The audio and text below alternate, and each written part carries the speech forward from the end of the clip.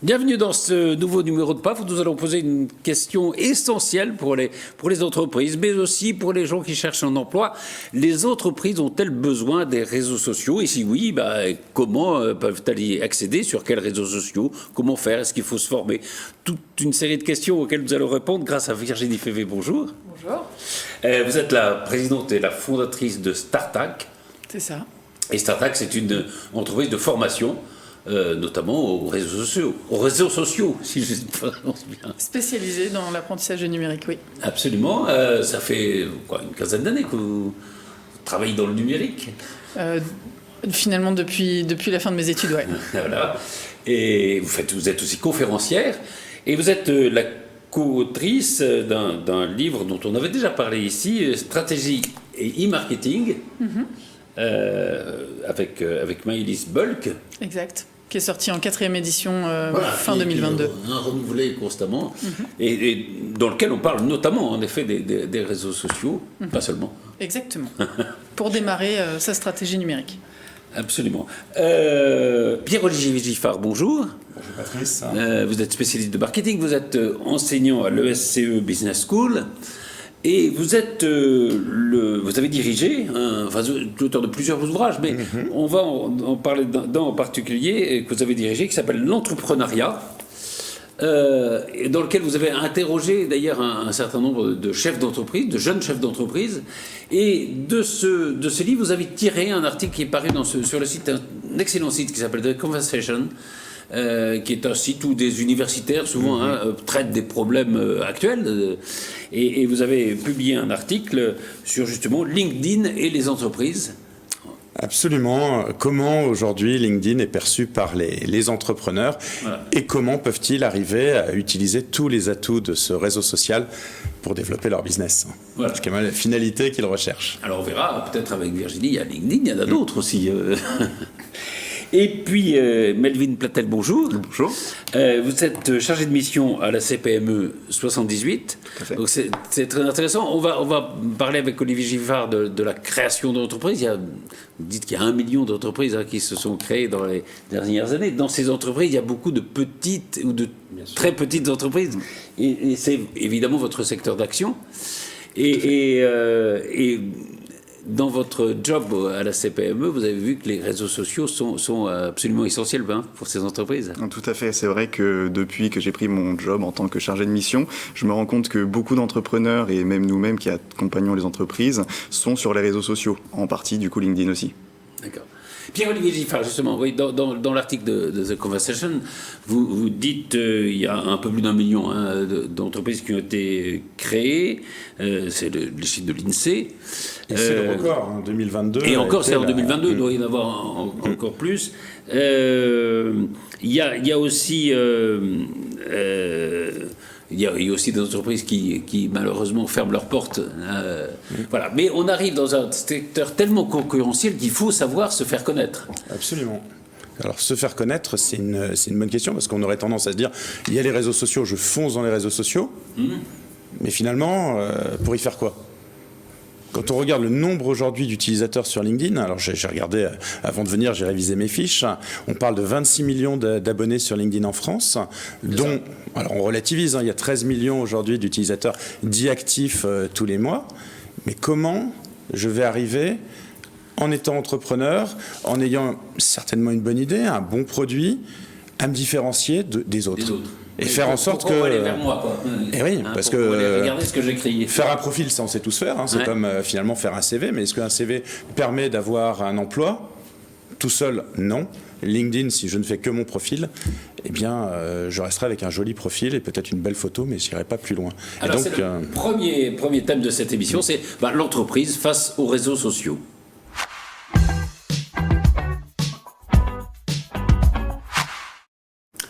Dans ce livre sur l'entrepreneuriat, vous avez donc interrogé, je crois, 17 chefs d'entreprise. C'est quoi leur réaction ? Leur réaction, ils sont unanimes sur une chose, il faut être sur LinkedIn. Alors, sur d'autres réseaux sociaux aussi, mais celui qui est le dénominateur commun, c'est LinkedIn. Pour l'entreprise, oui. Pour l'entreprise, Virginie, là-dessus, vous approuvez C'est incontournable. Pour tous les objectifs de l'entreprise ou de l'entrepreneur, rassurer, se rendre visible, trouver des clients, travailler sa marque employeur. Enfin, il n'y a pas. Il n'y a pas mieux. Il n'y a pas mieux. Aujourd'hui, c'est un peu la base. La base pour même construire. C'est fait pour ça d'ailleurs. Enfin, exactement. Melvin Patel, vous confirmez aussi Totalement, on peut pas passer outre de LinkedIn quand on a une entreprise, que ce soit, comme Virginie a dit, pour la visibilité, c'est quand même quelque chose de très important. Alors on verra après tout à l'heure s'il y a d'autres réseaux sociaux et sur lesquels les entrepreneurs peuvent aller. Donc les réactions de ces 17 entrepreneurs. Il faut y être. Faut y être. Après, si on leur commence à leur demander comment eux ils sont allés, on se rend compte que la plupart du temps c'est assez désorganisé. J'ai commencé par faire mon profil et puis je me suis dit tiens, je vais commencer à publier de l'information. Et j'étais déçu parce que j'avais pas de retour sur l'information que je publiais. Ouais, j'avais peut-être pas aussi beaucoup d'utilisateurs qui venaient sur mon profil, donc pas beaucoup d'abonnés. Donc je vais essayer de générer des abonnés. Mais générer des abonnés, c'est prendre des contacts, etc., etc. Donc finalement, on se rend compte, quand on reprend cette information, que le premier point, c'est quel est leur objectif. Ok, il faut être sur LinkedIn, mais pour faire quoi ? Il y en a certains qui vont vous dire, moi j'ai l'objectif derrière de lancer une opération de financement participatif sur mon entreprise, donc il faut que je communique, il faut que je me fasse connaître, il faut que je donne l'information qui donne aussi envie aux personnes de souscrire à mon projet et de me rejoindre. Et d'autres, il faut que je prenne des rendez-vous. C'est un outil de prospection. Je dois prendre des rendez-vous. Et ça veut dire, il faut que je repère, entre guillemets, que je cible les personnes, les entreprises à adresser. Mais le point de départ, vraiment, l'objectif qu'ils veulent atteindre. Exactement. Virginie, évidemment, vous confirmez ça. On parlera peut-être après, justement, peut-être des besoins de formation, parce que, comme dit Pierre-Olivier, voilà, on peut être sur LinkedIn, mais qu'est-ce qu'on y fait ? Et c'est vrai que définir d'abord la raison pour laquelle on veut être sur les réseaux sociaux et ce qu'on veut y dire, c'est essentiel. Déjà une cible, je crois. C'est vrai que souvent on a tendance à oublier qu'il faut bien cibler pour son réseau, pour ses posts, parce qu'on ne peut pas parler à tout le monde, c'est parler à personne. Donc il faut savoir à qui on s'adresse. Et ensuite, effectivement, il faut savoir quel message on veut partager. Et ces messages-là, il va falloir les inclure dans les posts pour savoir qu'est-ce que je veux transmettre comme valeur, comme vision, comme atout. Et c'est vrai que je l'observe aussi chez beaucoup de personnes qui nous contactent. Souvent, c'est un peu confus, tout le monde va dans tous les sens. Ils se disent, effectivement, je ne fais pas de conversion avec mes posts. Or, quand la stratégie est bien rodée, elle est définie dès le démarrage, après c'est hyper fluide et ça fonctionne très bien. Donc il faut simplement bien réfléchir à sa stratégie, puisque ça se passe aussi sur le profil. Quels sont les mots-clés que je vais utiliser en fonction évidemment du vocabulaire de ma cible, comment ils vont me trouver, comment ils vont me chercher, qu'est-ce qui va résonner en eux quand je vais pouvoir écrire, quelle est la relation qu'ils attendent de moi, enfin bref. Donc c'est des questions qu'il faut se poser au préalable avant de se lancer tête baissée, puis surtout ensuite de se décourager, parce que le problème c'est que si personne ne vous suit, vous dites finalement ça sert à rien, quoi. Et puis même LinkedIn, pour que ça fonctionne, si on parle de contenu, donc c'est ce qu'on appelle l'inbound marketing, ça veut dire créer du contenu et faire venir les gens à soi, il faut de la régularité. Ça veut dire que si vous faites pas vos 2 posts par semaine, au minimum, ça va être compliqué de créer du lien, de la récurrence, de rassurer et finalement d'avoir cette visibilité. Il ne faut pas y aller une fois de temps en temps comme ça, ça ne fonctionne ça sert à rien, quoi. C'est en fait comme tout canal de communication, ça se réfléchit et il faut de la répétition pour de la mémorisation, pour créer du lien, etc. Donc faut aussi, et pour ça, il faut savoir ce que je vais raconter, comment je vais le dire, à quelle fréquence, et surtout pas lâcher l'affaire, parce que souvent on voit des entrepreneurs qui se découragent au bout d'un mois, qui disent ça ne fonctionnait pas, j'arrête. En fait non, il faut continuer. C'est un peu votre diagnostic aussi, hein. C'est le diagnostic, exactement. Et la prise de conscience, c'est que c'est un vrai job. C'est une vraie mission de l'entrepreneur, du chef d'entreprise, de communiquer, de prendre le temps de faire. Et alors ça, quand on est dans l'entrepreneuriat, le temps, c'est son pire ennemi. Comment je vais m'organiser et combien de temps ? Alors on va voir après, peut-être qu'il faut engager des gens, ça dépend évidemment des entreprises, parce que sur les 1 million d'entreprises créées, ce que je veux dire aussi, c'est qu'il y a beaucoup de micro-entreprises, hein, c'est beaucoup d'auto-entrepreneurs, ou de gens qui travaillent à 1 ou à 2 personnes, avec très peu de personnel. Indépendamment du nombre de salariés, si vous voulez générer des contrats, si vous voulez générer de la visibilité, il faut prendre du temps pour justement être visible sur les réseaux. Alors il y en a qui seront plutôt tournés sur de la vente et d'autres sur de la visibilité comme LinkedIn.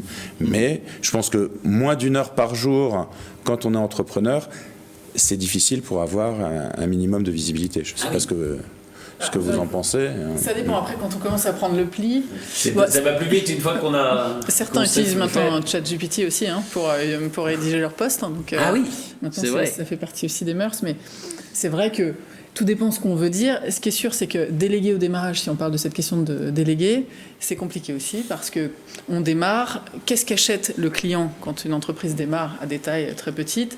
Elle achète la personne, elle achète ses valeurs, elle achète sa personnalité, elle achète la confiance en elle.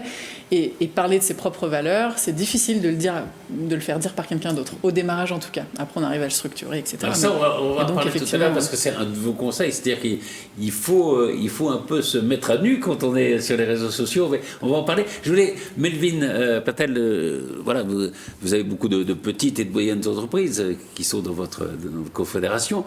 C'est quoi leur demande justement ? Est-ce que vous avez beaucoup de demandes sur est-ce que je devrais aller sur les réseaux sociaux, sur lesquels, qu'est-ce que je dois faire, comment ?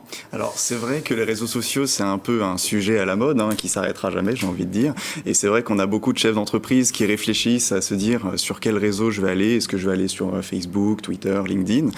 L'incontournable c'est le LinkedIn, et c'est vrai que pour répondre à ces demandes-là, on a pas mal de choses qui sont mises en place. C'est des ateliers avec on va dire des personnes qui souhaitent soit présenter leur expertise sur le domaine, telle que Virginie, qui m'a aussi formé sur le domaine de LinkedIn, et du coup ça leur apporte vraiment une expertise, qui puissent en fait avoir les tenants et les aboutissants de ce réseau social et savoir exactement quoi faire, quoi publier, comment faire, sous quelle forme. Donc c'est vrai que ce sujet-là est une demande assez récurrente, on va dire. C'est récurrente et qui augmente depuis quelques temps, je suppose. Oui, c'est vrai, parce que du coup, il y en a qui ont des résultats suite à toutes ces demandes-là, et du coup, ça fait venir, tout simplement. Il y a des personnes qui se disent « Ah oui, je devrais peut-être m'y intéresser, c'est quelque chose de pertinent pour moi », donc c'est sûr.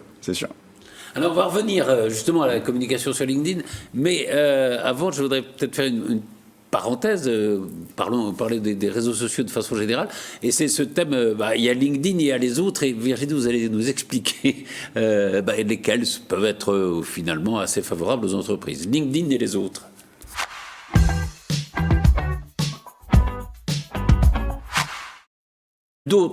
Évidemment d'autres réseaux sociaux. Il y a le plus ancien qui est Facebook, qui était Facebook, qui s'appelle maintenant différemment.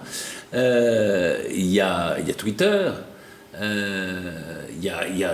Après, il y a des choses comme TikTok, je sais pas, il y en a plein. Moi, je ne connais pas grand-chose, mais vous les connaissez bien. Vous dites, pour les entreprises, LinkedIn, c'est quand même number one. Ça, c'est sûr, que ce soit pour du B2C ou du B2B, parce que c'est la question qu'on nous pose souvent. Je m'adresse à des particuliers, est-ce que j'ai intérêt à être sur LinkedIn ? Oui, ça rassure.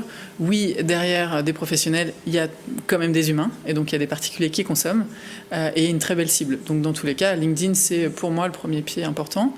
Ensuite, il y a un côté sérieux dans LinkedIn, vous avez raison, oui, non ? Où les gens, évidemment, le réseau nécessite aussi une certaine tenue quand même si on commence à voir quelques haters qui viennent sur les fils de discussion et qui viennent commenter. Oui. Parce que, non, je dis ça en gros, mais sur Twitter, on peut trouver n'importe quoi. Des gens qui disent, il y a tout et n'importe quoi.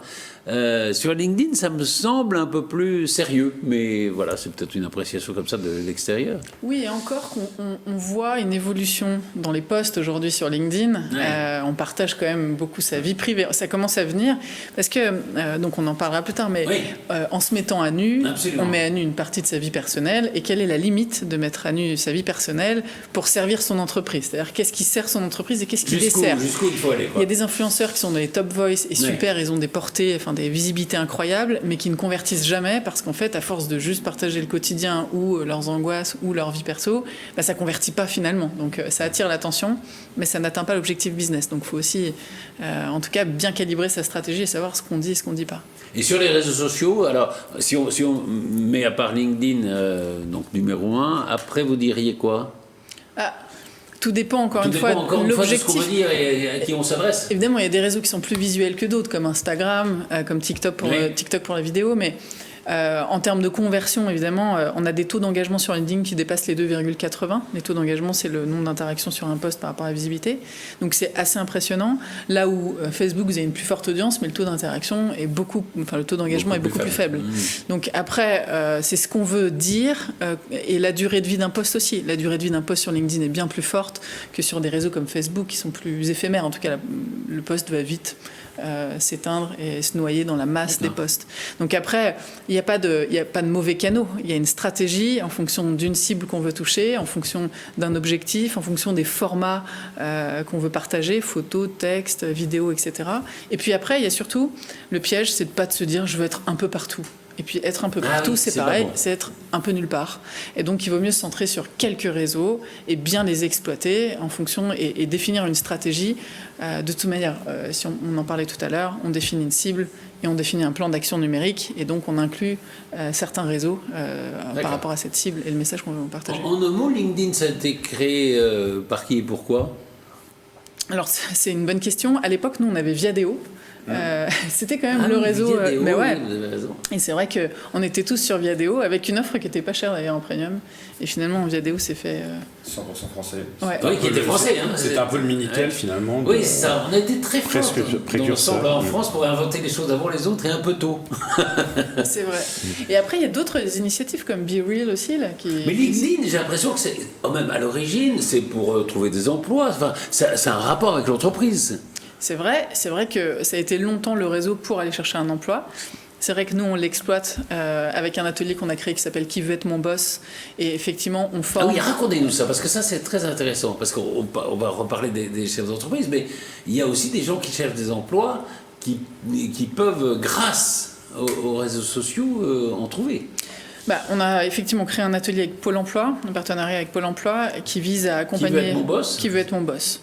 Qui vise à accompagner des jeunes demandeurs d'emploi pour trouver le job qui les fait vibrer. Donc effectivement, l'objectif, c'est de construire un plan d'action avec eux, une stratégie numérique.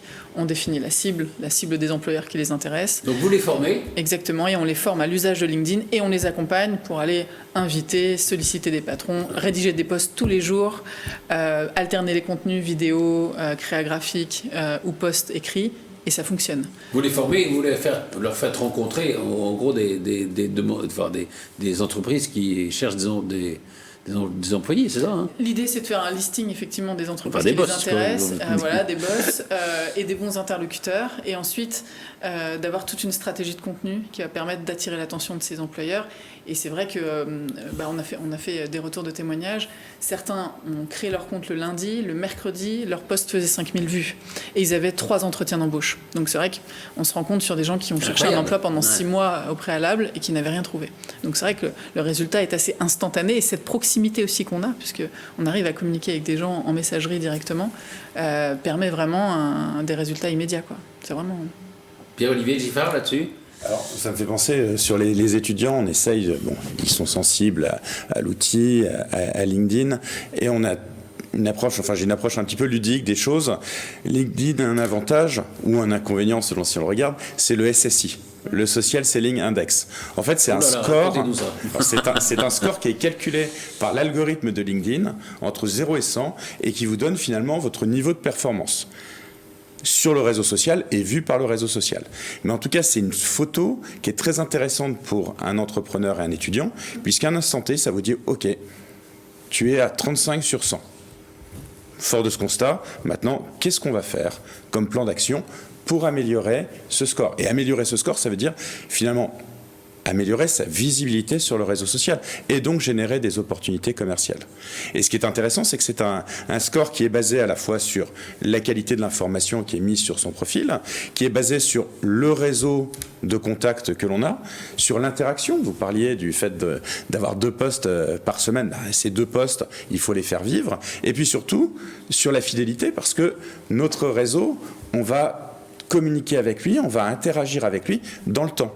Et si par exemple on commence à partager des posts et vous Patrice vous arrêtez de les regarder, je vais perdre des points parce que finalement j'ai pas su vous attirer dans la durée. Et donc c'est un indicateur rigolo. Je suis responsable aussi alors moi. Il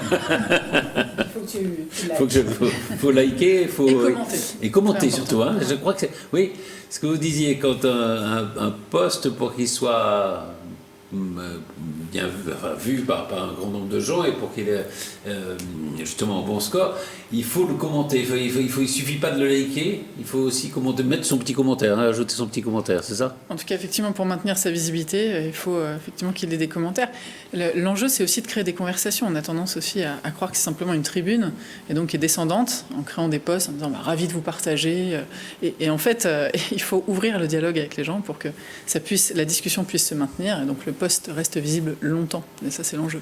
Ah oui, parce qu'on voit sur LinkedIn beaucoup de gens qui font, je sais pas, des sortes d'éditos, des choses comme ça qu'on retrouve. Voilà ce que je pense de ceci ou de cela. On trouve ça beaucoup.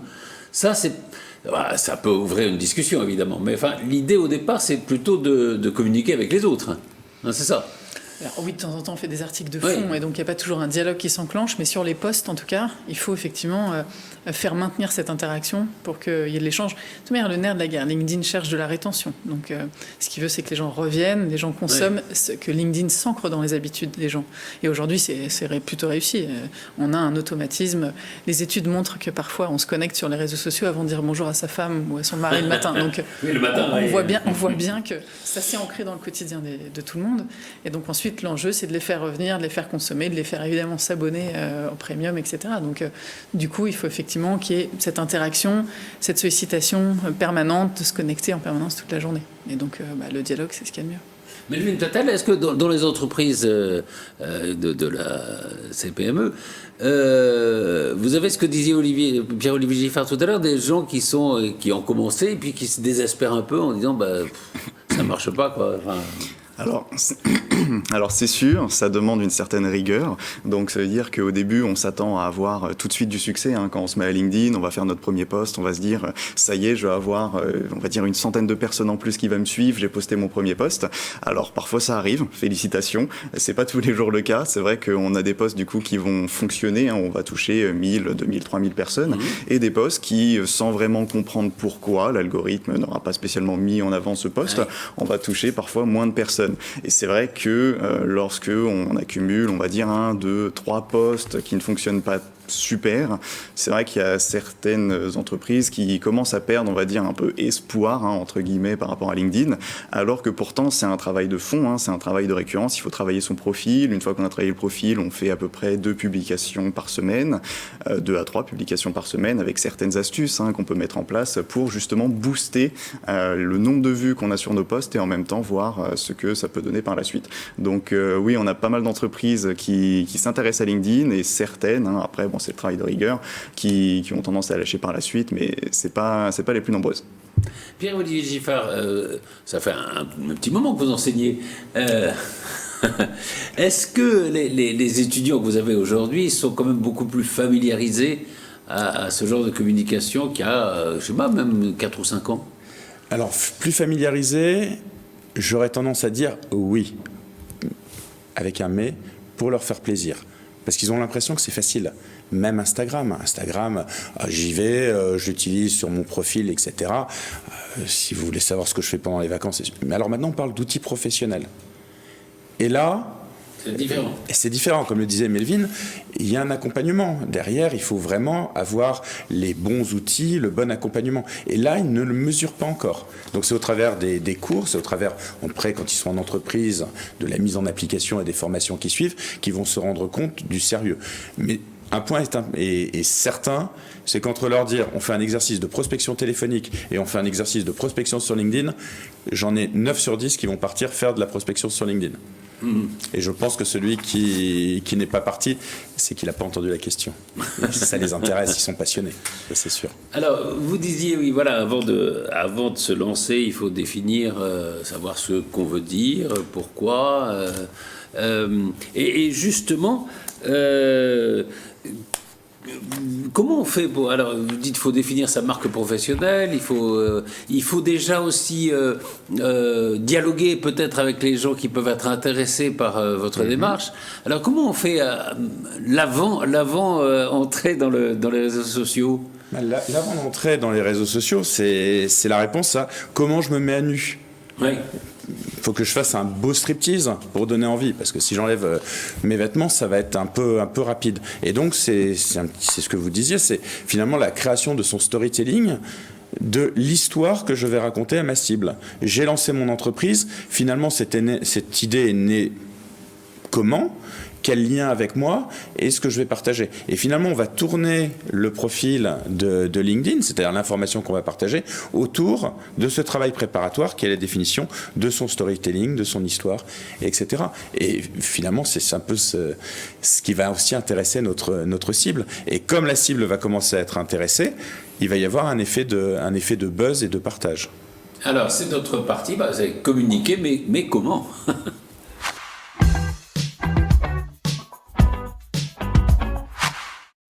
Imaginez, justement, alors on parlait de cette mise à nu, entre guillemets, mais vous insistez, vous, beaucoup, sur l'idée que il faut peut-être, au-delà des objectifs qu'on peut avoir, de présenter une entreprise, de présenter ce qu'on fait, ce dont on a besoin, ce qu'on a besoin de financement, etc., il faut savoir raconter une histoire.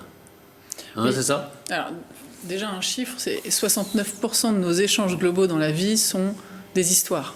C'est-à-dire qu'on vit dans un monde d'histoires. D'ailleurs, on nous a raconté des histoires petits, et c'est ce qui nous a aussi fait rêver. Et ce qui a contribué à notre enfance. Donc, LinkedIn et le Père Noël, c'est pas loin. En fait, on est tous plus sensibles. Si je vous dis, on est les meilleurs commerçants, c'est pas la même chose que si je vous raconte que petite, je cueillais des fleurs et je les revendais aux fleuristes et que ça faisait partie de mon histoire. Ça appuie pas de la même manière et c'est pas la même crédibilité. Ensuite, effectivement, on parlait tout à l'heure de comment on démarre. Je veux construire ce qu'on appelle mon personal branding. Donc c'est ma marque personnelle, c'est mon identité, c'est le fait d'être référent sur un sujet et de véhiculer certains messages.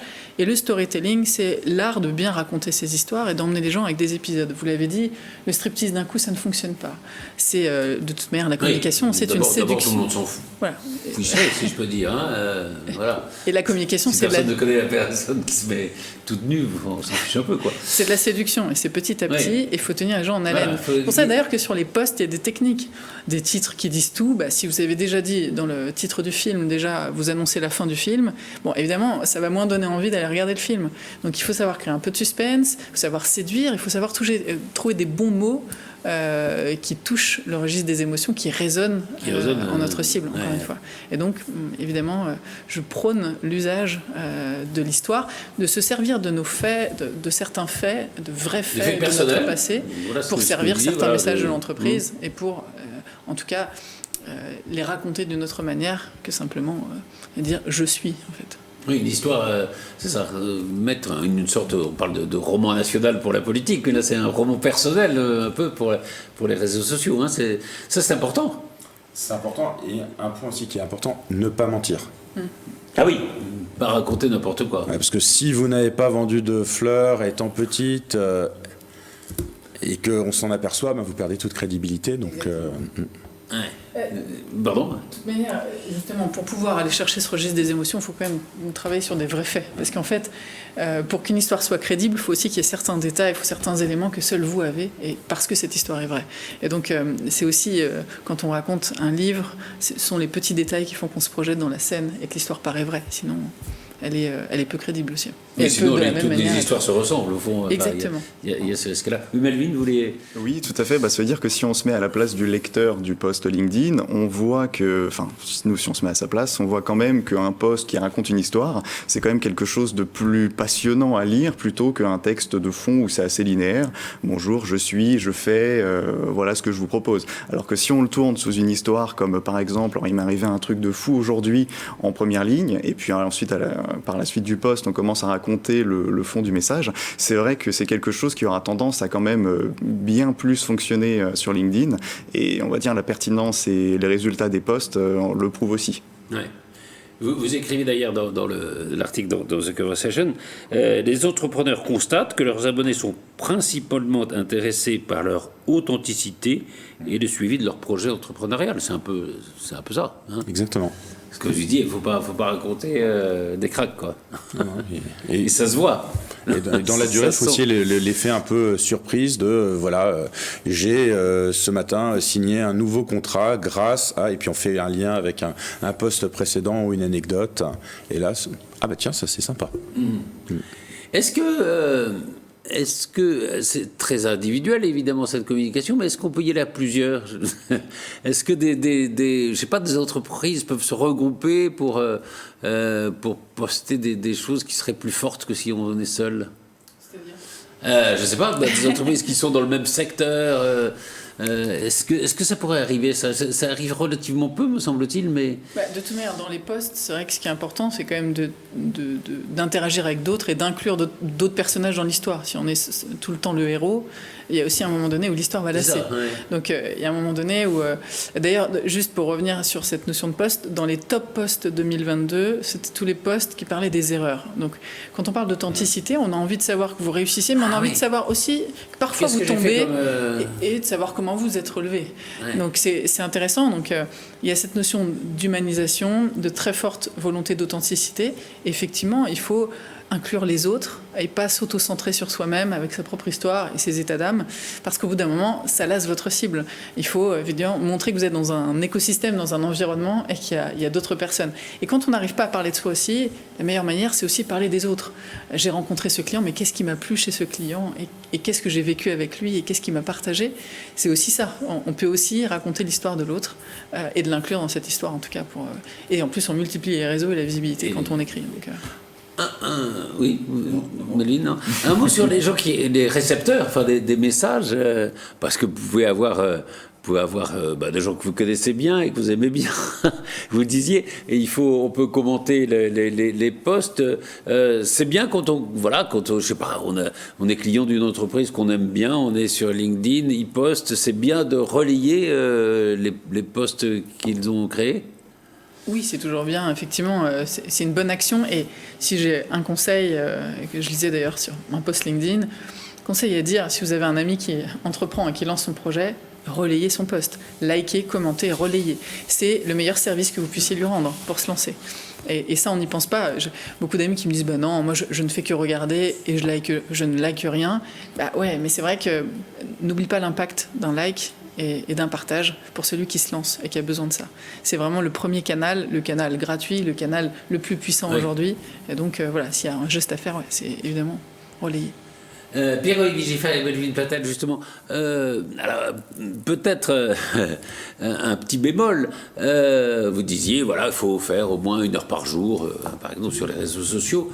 Est-ce qu'il n'y a pas le risque, au contraire, que ça bouffe alors tout l'emploi du temps, qu'on se consacre trop à ça, en oubliant au fond le fond de son activité et puis les autres moyens de communication? Alors il y a un risque. Je parlais tout à l'heure du Social Selling Index, ce score qui va bouger tous les 2-3 jours. Il y en a qui, tous les jours, vous regardez plusieurs fois dans la journée. Si ça augmente, ouais. Punaise. Oui, il y a un phénomène qui va être, je me prends au jeu, et je me prends plus au jeu de continuer à améliorer ma communication, mon profil, que finalement l'impact que ça va avoir sur mon business. Donc c'est trouver le bon milieu. Et si on est seul, il y a ce risque, d'où l'intérêt aussi d'être accompagné. Les entrepreneurs ont des environnements qui sont, on va dire, très favorables, des incubateurs, beaucoup de conseils qui leur sont donnés pour justement prendre du recul par rapport à ça. C'est important de préciser qu'effectivement il y a un phénomène addictif. Et qu'effectivement... Oui, puis il y a l'ego. Il y a l'ego qui joue beaucoup. Quand on est... mon score. Voilà, et quand on a un truc qui est repris, très repris, tout le monde est content. Quoi, puis une espèce de preuve sociale. C'est-à-dire que quand je publie, si personne like, j'ai l'impression que ce que j'ai dit, c'est pas important, c'est pas intéressant. Et en fait, ça met des doutes. Et c'est vrai que du coup, il y a un phénomène. Et effectivement, ça sert aussi toute notre partie narcissique, qui est de se dire aussi, je m'expose, je parle de moi, et finalement, personne n'approuve, personne ne soutient ce que j'ai écrit. Donc, Melvin ? Tout à fait, c'est-à-dire que moi-même, je me suis déjà vu passer parfois plus de temps que prévu sur LinkedIn pour préparer un post, réfléchir à exactement ce que je vais dire, comment faire. Alors du coup, il y a toute une idée, toute une réflexion à faire sur la rédaction, savoir exactement le visuel. Donc c'est vrai que parfois, c'est assez chronophage, mais après, si on arrive à bien, on va dire, cadrer le LinkedIn, savoir combien de temps on doit y être, combien de temps on doit faire ça, avec l'expertise, Ouais. on arrive à rentrer dans les temps sans aucun problème et c'est quelque chose, on va dire, de très utile. Alors je vous cite, je cite la conclusion de votre article dans The Conversation. L'usage des réseaux sociaux requiert surtout une bonne gestion de son temps, de la rigueur dans son approche, de l'agilité dans sa communication et des échanges fréquents à la fois avec sa communauté d'abonnés et avec d'autres entrepreneurs afin de capitaliser sur leur retour d'expérience. Hein. Je crois on a tout dit avec ça, mais... C'est du bon sens. Encore faut-il arriver maintenant à le Mais mettre il faut en y pratique. arriver, oui. Exactement. Alors justement, vous disiez les entrepreneurs comme ça, ils découvrent ça, ils ont du mal, ils possèdent pas forcément tous les codes. Justement, on va poser les questions de est-ce qu'il y a besoin de se former aux réseaux sociaux.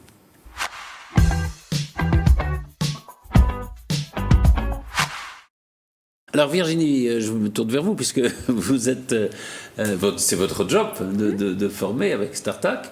Comment d'abord vous est venue l'idée d'ailleurs de créer cette entreprise et cette entreprise de formation? Alors déjà, j'ai toujours travaillé dans le numérique, donc c'est ma 3e société dans le numérique. Je vous mets à nu presque. Exactement, donc je me confie. Et vous après, faire du story. j'ai toujours formé, donc je suis intervenue dans beaucoup de grands groupes d'écoles, toutes les écoles de la tech depuis 2010.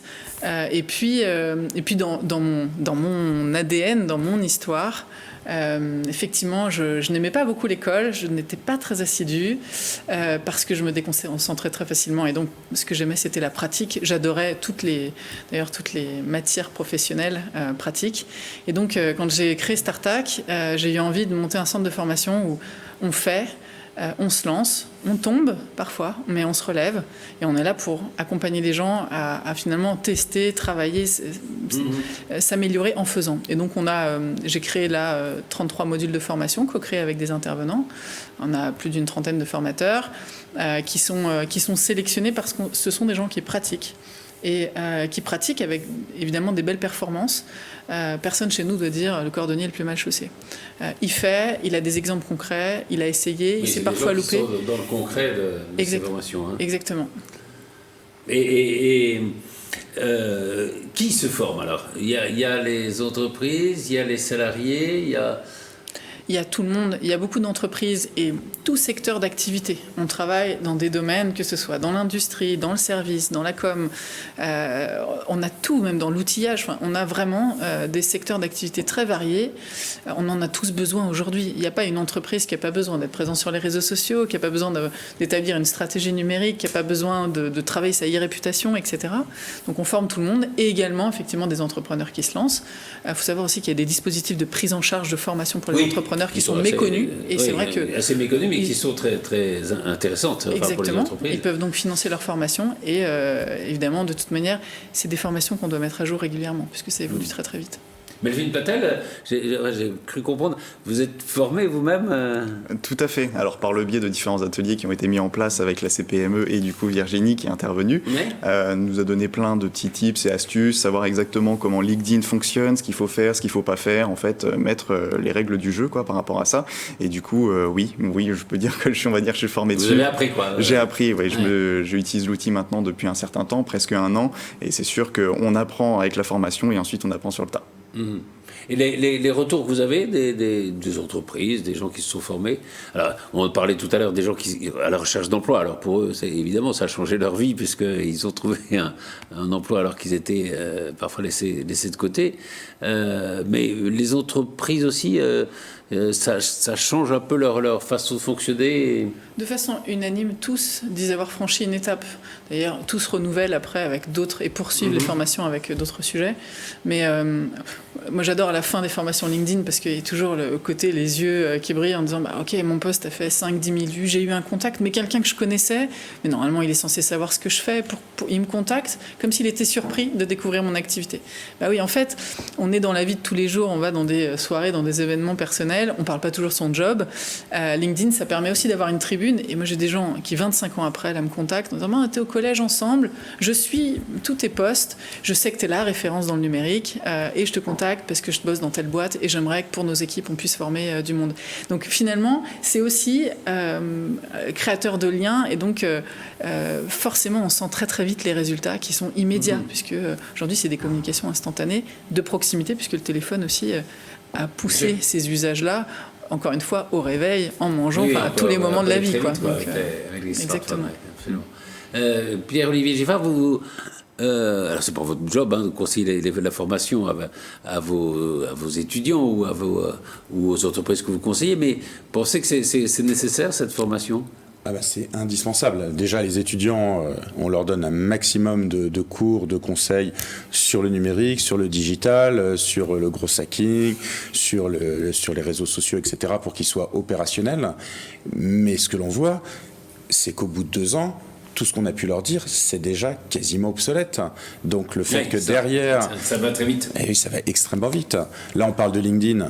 Peut-être que dans 2 ans... Oui, il y aura un autre réseau.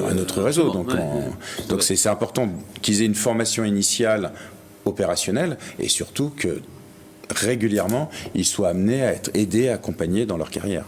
Et puis il y a quand même un point qu'il faut souligner, et on le voit et c'est pour ça qu'on a poussé la pratique, c'est que parfois ce sont des freins psychologiques à se lancer. Et il y a une prise de confiance en soi qu'il faut avoir. On se dit toujours j'ai rien à dire, je sais pas quoi dire, je sais pas comment le faire, tout le monde va me juger. Il y a ce côté-là et parfois d'être accompagné juste pour franchir la première marche, ça enclenche parce que ça casse un peu les croyances limitantes. Voilà. Un mot pour conclure. Alors, on parlait d'entreprises. Je le disais, dans les entreprises qui se créent, il y a des moyennes entreprises, il y a des petites entreprises, il y a des grandes entreprises. Certaines ont la possibilité d'engager des spécialistes. Est-ce que c'est bien d'engager un community manager, si on peut le faire? Alors, un community manager, effectivement, comme son nom l'indique, il va travailler la communauté, il va poster. Je pense qu'aujourd'hui, ne pas être présent sur les réseaux sociaux, c'est très compliqué parce que quand bien même certains me disent... Ou alors faut en faire...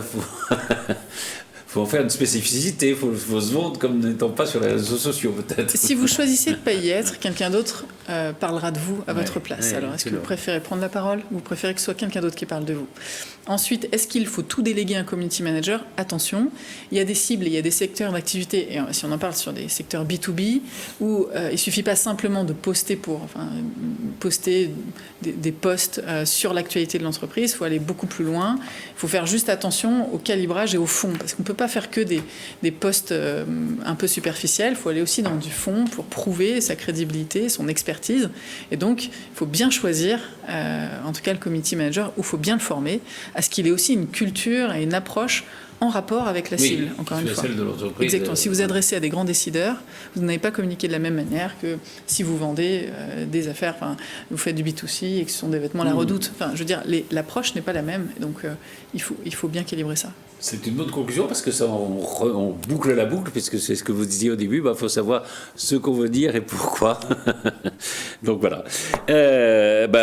Voilà, travaillez les réseaux sociaux, formez-y-vous, c'est comme ça? Formez-vous. Et venez chez Startech. Voilà, très bien. Formez-vous, je ne sais pas. Formez-vous. Puis je rappelle alors, stratégie marketing, c'est sans fiche que vous publiez avec Maëlys Bulk.